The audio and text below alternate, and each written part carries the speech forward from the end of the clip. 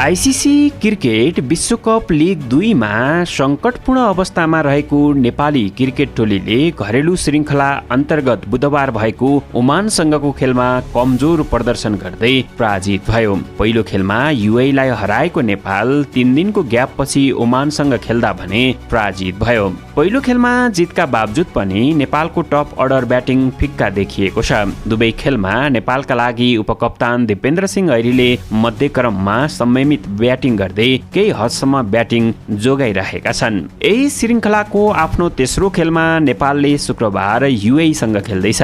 UAE पहिलो खेलमा नेपालसँग पराजित भएपछि दोस्रो खेलमा ओमानलाई हराएर उच्च मानसिकतामा रहेको छ र नेपाल विरुद्ध पनि जितको खोजीमा रहनेछ।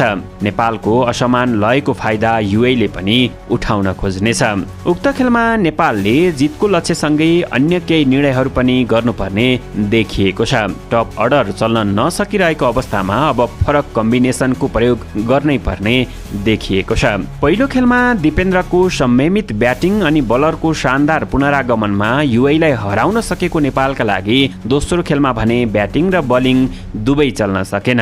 नेपालका शीर्ष 4 ब्याटरहरू बारम्बार मौका पाइरहँदा पनि राम्रो प्रदर्शन गर्न सकिरहेका छैनन्। ओपनर द्वय आसिफ शेख र कुशल भुर्तेलले अर्धशतकीय साझेदारी बनाउन नसकेको धेरै खेल भइसकेका छन्। कप्तान रोहितले पछिल्ला 10 खेल मध्ये 1 खेलमा मात्रै शतक प्रहार गरेका छन्। त्यसबाहेकका 9 खेलमा उनको ब्याट शान्त छ। भीम सार्कीले पनि उत्कृष्ट लय देखाउन सकिरहेका छैनन्। घरेलु क्रिकेटमा राम्रो प्रदर्शन गर्दै पहिलो पटक राष्ट्रिय टोलीमा समावेश भएका अर्जुन कुमाल अनि पुनरागमन गरेका विनोद भण्डारी हालसम्म भने बेन्चमै सीमित छन्। अब उनीहरूलाई मौका दिनुपर्ने अवस्था देखिसकेको छ। तसर्थ युएई विरुद्धको खेलमा कम्तीमा पनि एक ओपनिङ विकल्प परिवर्तन गरेर अर्जुन कुमाललाई मौका दिनुपर्ने मागहरू उठ्न थालेका छन्। भुर्तेलले पहिलो खेलमा 24 अनि दोस्रो खेलमा 1 रन बनाए भने आसिफ शेखले पहिलो खेलमा 7 अनि दोस्रो खेलमा 19 रन बनाएका छन्। प्रशिक्षकले आगामी खेलमा यी दुई मध्ये एकलाई बाहिर राखेर अर्जुनलाई मौका दिन सक्ने सम्भावना रहन सक्छ। अर्जुन विकेट किपर समेत भएकोले आसिफलाई रिप्लेस गर्न सक्छन्। ओडिआईमा लय समात्नै नसकिरहेको नेपाली टोलीका लागि ओडिआई मान्यता जोगाइराख्न पनि एक दिवसीय विश्वकपको छनौटसम्म पुग्नको लागि लिग 2 का बाँकी सबै खेलमा धेरैभन्दा धेरै जित आवश्यक रहेको छ। ओमानसँगको हारपछि नेपाली टोलीका बलर सोमपाल कामीले पनि ब्याटिङमा चुकेको प्रतिक्रिया दिएका थिए। लक्ष्य पूरा गर्न सक्ने खालको नै थियो, हामीले सुरुवात राम्रो गर्न सकेनौं उनले भनेका थिए। अर्को खेलमा यो कमजोरी सुधार गर्नेछौं, हाम्रो लागि जित धेरै महत्त्वपूर्ण छ। नेपाल र युएई दुवै टोली लिग 2 को अङ्क तालिकामा पुछारका 2 टोली हुन्। 8 टोली सम्मिलित लिग 2 मा नेपाल 7औं अनि युएई 8औं स्थानमा रहेको छ। नेपालको 22 खेलबाट 14 अङ्क छ भने युएई को समान खेलबाट 12 अङ्क छ। यही श्रृङ्खलाको कुरा गर्दा दुवै टोलीले 2-2 खेल खेल्दा 1 जित र 1 हारको नतिजा निकालेका छन्। नेपालले युएईलाई नै हराएको थियो भने ओमानसँग पराजित भयो। युएईले ओमानलाई पराजित गर्दा नेपालसँग हार बेहोरेको थियो। यसअघि दुवै टोलीले गत नोभेम्बरमा अमेरिका पनि सम्मिलित लिग 2 श्रृङ्खलामा खेलेका थिए। त्यसबेला नेपालले सबै 4 खेलमा हार बेहोर्दा 2 हार युएईसँग बेहोरेको थियो।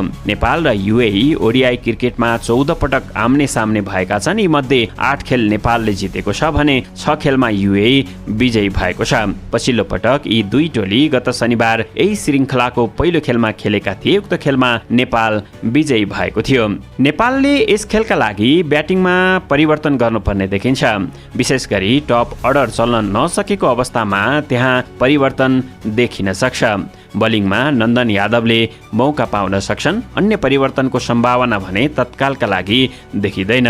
यता युएईले ओमानसँग खेलेको टोलीलाई नै निरन्तरता दिने सम्भावना छ।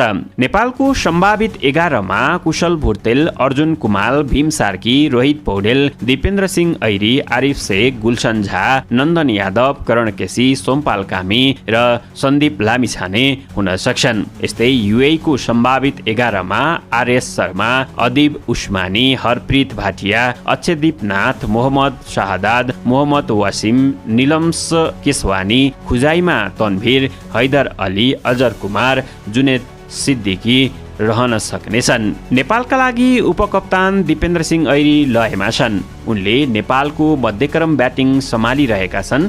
सन्दीप लामिछानेले किफायती बलिङ गर्दै विकेट पनि लिइरहेका छन्। यी दुई खेलाडीमाथि नजर रहनेछ। यस्तै युएका ओपनिङ ब्याटर आरएस शर्माले ओमानसँग शतक प्रहार गरेका थिए। उनले यसअघि पनि नेपालसँग खेल्दा शतक प्रहार गरिसकेका छन्। बलिङमा अजय कुमारको बायाँ हाते पेस बलिङ युएका लागि महत्त्वपूर्ण हुनेछ। नेपाल भर्सेस युए वैशाख 18 गते बिहान 9:30 बजेदेखि सुरु हुनेछ।